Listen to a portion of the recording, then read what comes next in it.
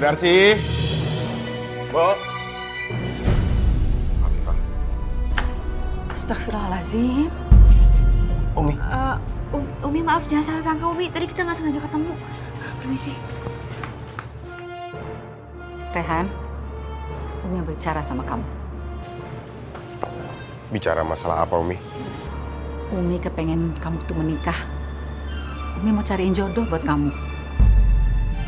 Enggak, Umi. Rehan gak mau menikah hanya karena alasan keluarga takut Rehan mendekat dengan Afifah. Ini gak adil, Umi. Baik untuk Rehan ataupun perempuan yang nantinya akan Rehan nikahi nanti.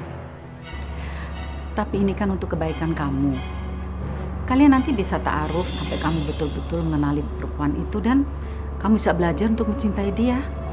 Umi, Rehan mohon jangan paksa Rehan untuk ngelakuin hal ini.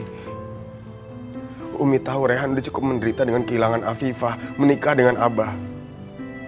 Luka itu masih terasa sampai sekarang, Umi. Dulu Rehan udah pernah coba menikah dengan Tika, perempuan yang gak Rehan cintai. Umi lihat, pernikahan Rehan gagal. Sekarang, tolong beri Rehan waktu untuk mengobati luka ini dulu. Biar Allah yang nanti mempertemukan Rehan dengan jodoh Rehan. Maafkan Umi nggak bisa membahagiakan kamu. Tapi mau minta, kalau kamu betul-betul mau melupakan Afifah, kamu harus jaga jarak sama Afifah.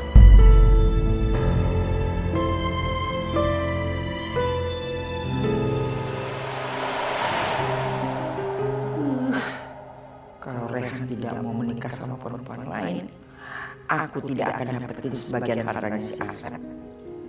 Aku harus bisa bikin Marwah memaksa Rehan menikah. Sini Marwah. Teh, Rehan tuh belum mau menikah lagi. Dia masih minta waktu untuk menyembuhkan sakit hatinya. Kalau nunggu nyembuhin hatinya Rehan itu kelamaan. Kalau Rehan gak jadi menikah, dia bisa terus-terusan disakitin sama abahnya. Kamu mau? Seneng? Tah kalau lihat rumah teh ini gak bisa tenang, berantem terus, gitu, seneng. Seneng kalau anak kamu teh jadi anak yang durhaka, iya. Udah sana cepat kasih tahu sama Rehan. Cepat. Aduh Teh, Umi nggak bisa maksa Rehan. Tapi kalau kita bisa minta tolong Afifah, Rehan pasti nurut. Ide yang bagus. Ya udah cepet kasih tahu Afifah. Cepet. Iya.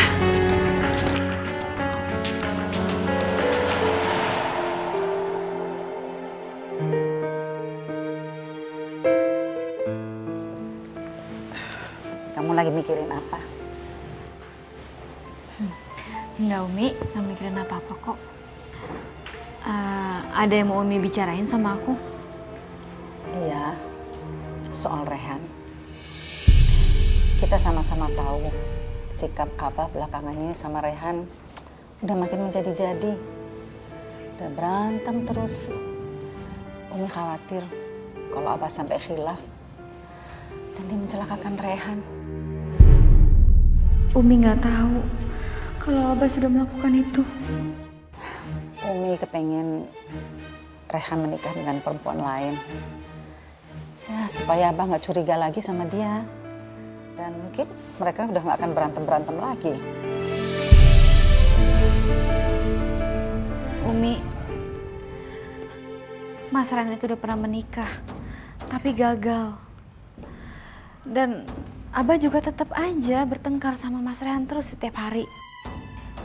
Jadi aku rasa menikahkan Mas Rehan dengan perempuan lain itu bukan cara yang tepat, Umi. Karena Mas Rehan juga nggak bahagia. Iya, Afifah. Tapi Umi mau minta kamu yang bicara sama Rehan. Supaya dia mau menikah sama perempuan lain. Karena Umi yakin kalau kamu yang bicara, pasti Rehan mau mendengar. Umi, tapi aku nggak bisa, Umi. Aku tuh nggak mau nanti kalau pernikahannya Mas Rehan gagal, aku lagi yang disalahin. Jadi aku nggak bisa bantu Umi. Maaf, Umi.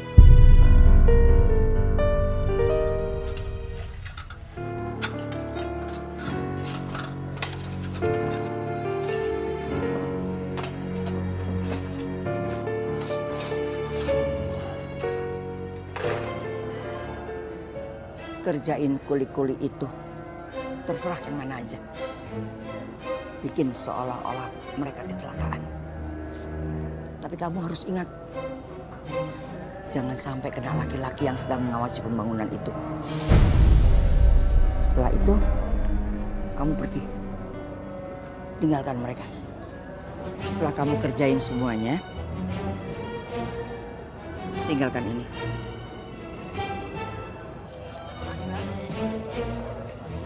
Bayaran saya mana, Bu? Ini saya kasih 500.000 dulu. Sisanya nanti kalau udah selesai semuanya, ya. Beres, Bu.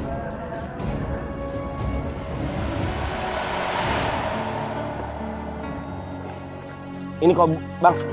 Ini bor kok nggak ada, Bang.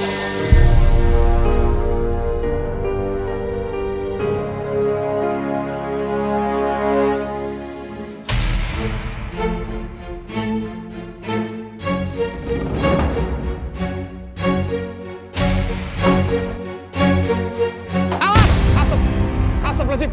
Ya Allah. Ada yang jatuh. Diangkat. Angkat. Ayo. Ayo. Hati-hati. Angkat. Aduh. Allah Akbar.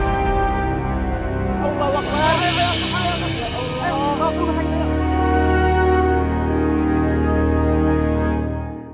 Kenapa ya tiang cornya bisa roboh? Padahal baru diperbaiki sama mereka. Kayaknya ada yang aneh. Coba lu cek. Ya udah, ayo angkat, Mas. Bu, tugas sudah saya laksanakan. Ibu bisa lihat sendiri. Ada kuli yang sudah saya celakakan. Sekarang tinggal bayarannya. Bodoh kamu. Anak saya ikut celaka. Saya tidak akan bayar sisanya. Gak bisa begitu dong, Bu. Kalau begitu, akan saya bongkar semuanya.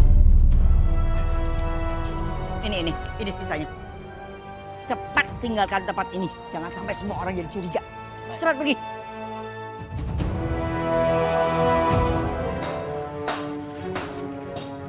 Sapu tangan siapa ini? Lihat nih, ada yang naruh sapu tangan. Jangan-jangan ada yang sabotase nih. Itu kita pikirkan nanti, yang penting sekarang kita bawa ke rumah sakit cepatnya. Bantuin, Mas. Bantuin. Angkat.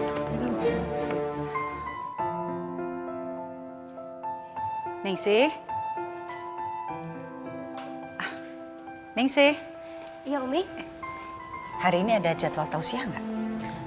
Untuk hari ini masih nggak ada, Umi. Alhamdulillah. Umi kepengen ke kafenya Rehan.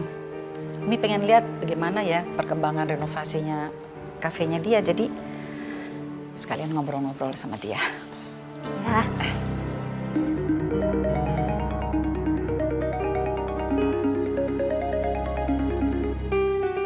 Assalamualaikum. Waalaikumsalam, Umi. Sebelumnya saya mohon maaf. Kalau Rehan anak Umi sekarang sedang dirawat di rumah sakit. Dia mengalami kecelakaan di pembangunan kafe, Umi. Innalillahi. Terus bagaimana keadaannya sekarang? Sebaiknya Umi langsung ke sini, ke rumah sakit Kencana. Iya, saya segera ke sana. Makasih. Umi kenapa? Rehan kecelakaan. Umi mau ke sana sekarang ya. Ayo. Iya, ayo, Umi.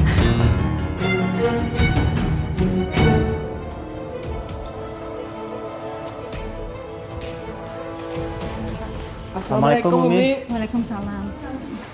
Di mana? Di mana ruang rawatnya? Di kamar itu, Umi. Tadi dokter udah ronsen. Ya. Terima kasih banyak ya. Sudah bawa anak saya ke sini. Lagian kok Rehan bisa celaka sih? Pasti kalian berdua kerjanya nggak bener ya? Begini, Umi. Tiang yang baru dicor, belum kering, tiba-tiba ambruk. Mas Rehan nggak sempat menghindar. Kami udah bekerja sesuai standar keamanan. Kecelakaan ini murni musibah. Alah, nggak mungkin. Kalau kalian kerjanya bener, nggak mungkin Rehan kecelakaan. Ya udah gini aja, kita bakal nyelidikin. Kalau udah ketemu permasalahannya apa, kita bakal tuntut kalian. Asma, kamu jangan ngomong seperti itu. Nggak bisa, Umi. Itu Rehan kecelakaan. Tapi saya menemukan sapu tangan ini di tempat kecelakaan Pak Rehan. Ini sepertinya bukan punya Pak Rehan. Aku kayak kenal sapu tangan ini.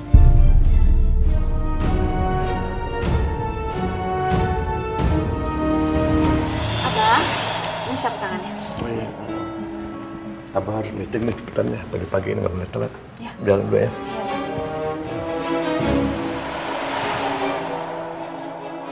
Umi, ini sapu tangannya Abah. Tadi pagi aku ngasih sapu tangan ini buat Abah berangkat kerja.